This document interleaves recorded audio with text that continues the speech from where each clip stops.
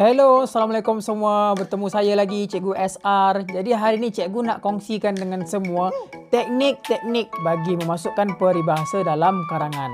Jadi kalau dah bersedia, mari sama-sama kita saksikan.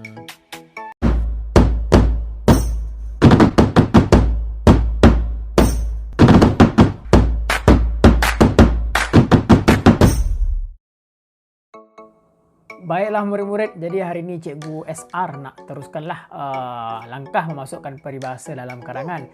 Jadi sekarang ni Cikgu nak kongsikan dengan murid-murid 3 peribahasa yang murid-murid boleh gunakan kalau nak tulis karangan yang temanya atau isinya waktu tu kerajaan. Jadi peribahasa yang pertama seperti yang semua boleh tengok di skrin, bagaimana melepaskan batuk di tangga. Peribahasa ni sebenarnya ada macam orang kata satu isu lah, yang mana ada kata sepatutnya batuk, bukannya batuk. Batuk ni satu alat lah kalau dulu nak cedok air kat telaga, nak basuh kaki tu kat tangga tu, biasa orang dulu guna yang tu.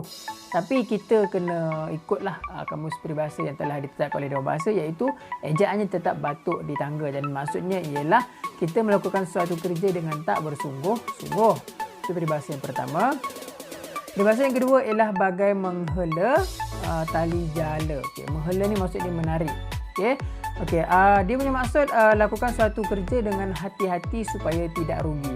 Mungkin ada murid yang tak faham apa kena menghela tali jala dengan buat kerja dengan hati-hati. Maksudnya sekarang ni, kalau murid-murid pernah nampak orang menjala ikan, tahu jala? First, pertama kita akan lemparkan jaring tu ataupun jala tu. Kemudian kita akan tarik secara perlahan-lahan. Perlahan-lahan. Kenapa tarik perlahan-lahan? Supaya ikan tu, kita tarik laju-laju sentap, ikan tu boleh lari. Sebab jala tu belum habis tutuplah semua ikan tu.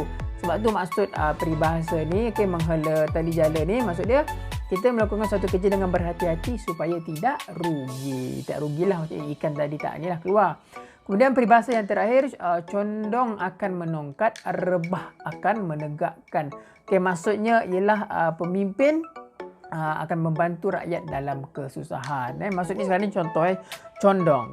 Condong ni bagaimana kita nak tegakkan ni, kita letak tongkat lah, boleh juga. Contoh saya letak tongkat. Ni condong, tongkat, dia jadi tegak dah. Macam Superman dah kan.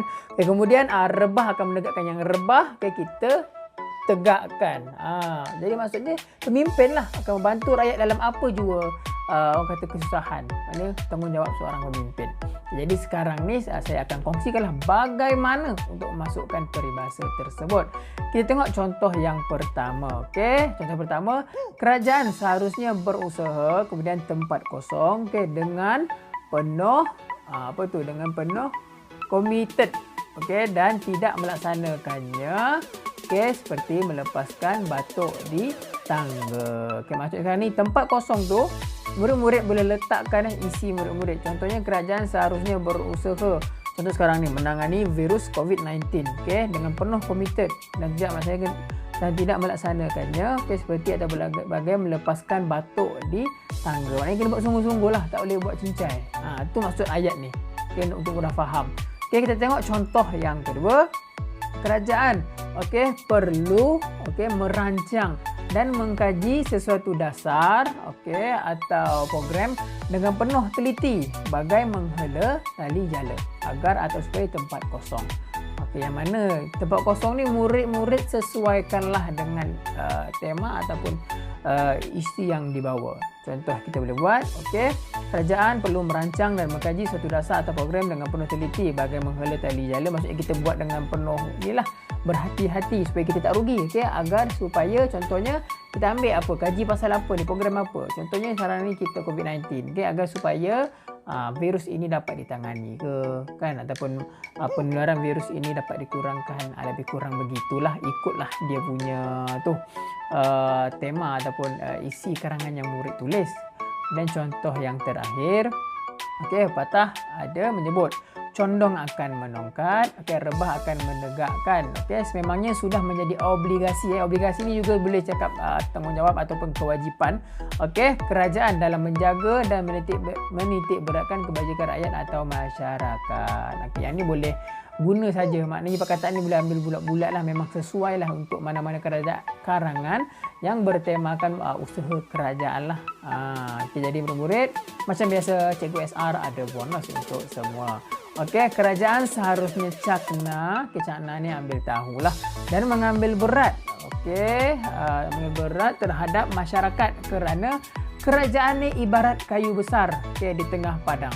Okey, bayangkan kayu besar di tengah padang.